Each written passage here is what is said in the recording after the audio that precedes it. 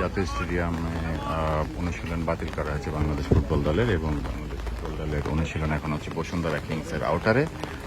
4 June ভুটানের সঙ্গে match এবং 10 তারিখে সিঙ্গাপুরের সঙ্গে খেলা, এবং আজকে ফাহমিদুল যোগ দিয়েছেন প্র্যাকটিসে, এবং আমরা দেখতে পাচ্ছি ফাহমিদুল 16 নাম্বার জার্সিতে উনি অনুশীলনে নেমেছেন, এবং এই ব্যাপারটি এবং ফাহমিদুলের সঙ্গে এই ভুটানের ম্যাচে ফাহমিদুল খেলবেন 16 নাম্বার জার্সিতে, হাতে সাদা ব্যান্ড, এবং দেখতে পাচ্ছি তাকে।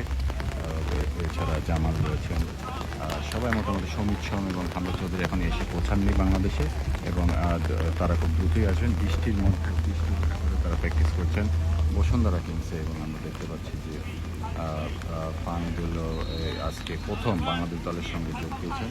এর আগে তিনি সৌদি আরবে প্র্যাকটিস করেছেন এবং একটি প্র্যাকটিস ম্যাচ খেলেছেন। 16 নাম্বার জার্সি আমরা দেখতে পাচ্ছি ফাহমিদুল 16 নাম্বার জার্সিতে তিনি বাংলাদেশের প্রথম প্র্যাকটিস করবেন ঢাকা বাংলাদেশের বুকে। এর আগে তিনি দেশের বাইরে সেখানে তিনি খেলেছেন একটি প্র্যাকটিস ম্যাচ, এবং সেই প্র্যাকটিস ম্যাচকে নিয়ে অনেক কথা রয়েছে। তবে বাংলাদেশ ফুটবল দল কঠিন একটা সময় সামনে, তাই বৃষ্টি অপেক্ষা করেই বাংলাদেশ প্র্যাকটিস করছে। চমৎকার একটি পরিবেশ বসুন্ধরা কিংস এরিনায়।